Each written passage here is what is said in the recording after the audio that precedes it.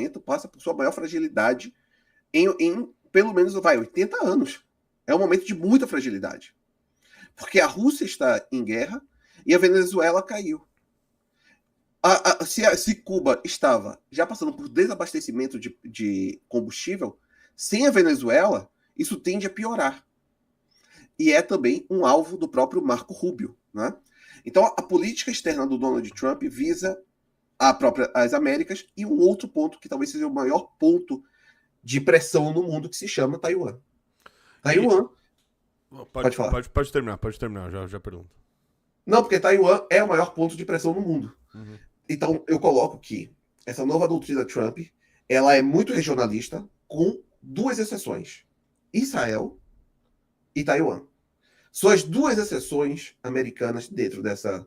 Porque são os 2 grandes pontos de pressão e, nesse sentido, que conferem aos Estados Unidos uma grande vantagem aos seus adversários, que se chama Israel e Taiwan. Uhum. E eu vi você dizendo, não sei se foi na live que você fez, que o Irã poderia ser um próximo alvo aí dos Estados Unidos, né, nesse sentido? Sim, sim. Eu acho que nós teremos como alvo o regime iraniano. Não à toa, Alexander Dugin hoje estava muito assustado em relação ao que pode acontecer com o Irã, né? Uhum. O Alexander Dugin, ele estava falando bem assim, olha, se vocês deixarem cair a Venezuela assim que vocês façam alguma coisa, vai cair daqui a pouco o Irã também, que vai ser o próximo alvo, e depois disso, aí vai ser pior. Aí vai ser a própria China. Ou seja, Alexander Dugin passou de um momento de nós, se a Venezuela cai e o Irã cai, já não há mais pontos estratégicos para pressionar a América. Porque eram 2 pontos estratégicos de pressão sobre a América. O ponto venezuelano foi muito fácil de destruir. Aquela operação militar feita contra o Irã lá atrás demonstrou uma certa fragilidade iraniana muito grande. Uma fragilidade iraniana que poucas pessoas notavam. E agora você tem o risco de isso evoluir para uma mudança de regime, que parece ser o pretendido por Israel e pelos Estados Unidos no Irã. Por quê? O Irã é a grande chave para China e Rússia no Oriente Médio. Ele tem os proxies na região, que é o Líbano, virou um proxy iraniano.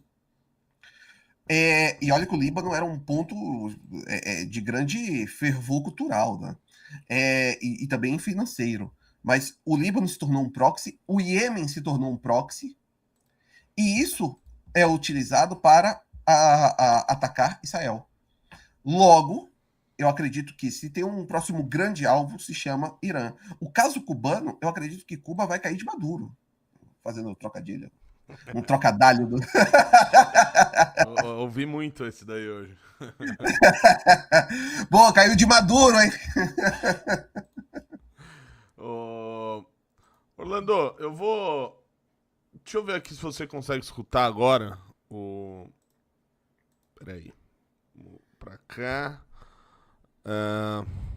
Vamos ver se daqui. Me diga se você escuta bem. O governo receia uma crise migratória na fronteira com a Venezuela. Uma crise que já aconteceu em episódios passados de instabilidade política e militar no local. Vocês lembram da Operação Acolhida? Uma operação que foi instituída pelo governo Dilma Rousseff e Michel Temer para acolher os venezuelanos. Pois bem, desde... Tá. E agora, talvez?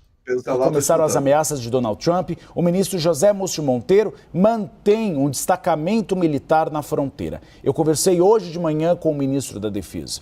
Ele disse que o governo brasileiro observa o cenário com cautela, não tomará nenhuma decisão precipitada, porque ainda não compreendeu exatamente quais são as intenções dos Estados Unidos. O que a gente sabe neste momento é uma fala em conversas reservadas pelo secretário de Estado norte-americano, Marco Rubio, que ele sinalizou que não haverá mais ataque à Venezuela, que os ataques já foram feitos, que Nicolás Maduro foi capturado. Nós ainda não temos a informação do paradeiro do ditador venezuelano. Temos uma repercussão mundial sobre o assunto e agora o desafio é saber o que os Estados Unidos querem com a Venezuela. É um ataque ao narcotráfico? É uma tentativa, por exemplo, de tomar os campos de petróleo ou é restabelecer a democracia que há bastante tempo...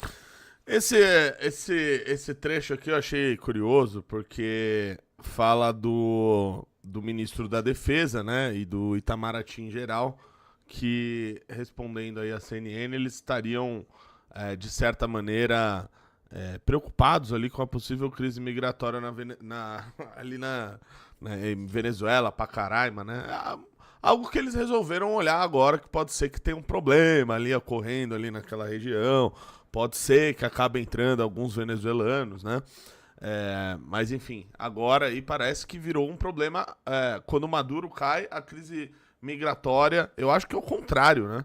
Nesse momento, acho que muitos venezuelanos que estão aqui no Brasil, principalmente em Roraima, vão pensar em voltar para Venezuela, a depender do desenrolar aí dessa história, né? Parece que o Trump, ele já deu uma entrevista coletiva, depois eu vou colocar o trecho aqui, em que ele fala o seguinte, Orlando, que os Estados Unidos ele vai, de certa forma, governar ali a Venezuela até o momento de transição, e também cuidaria ali das reservas de petróleo. E já tem gente fazendo até, nesse cenário, previsões meio bizarras, assim, né? E tem gente falando, olha só, tweet aí na tela. Rolou acordão global. O pessoal acha que sei lá, os países eles são tipo o Romero um grande centrão, sabe? Exatamente, fazendo um grande acordão. Né? Isso, com o Supremo, com tudo. Com tudo, ó. Com a Rússia fica com o gás natural e o agro. A China com os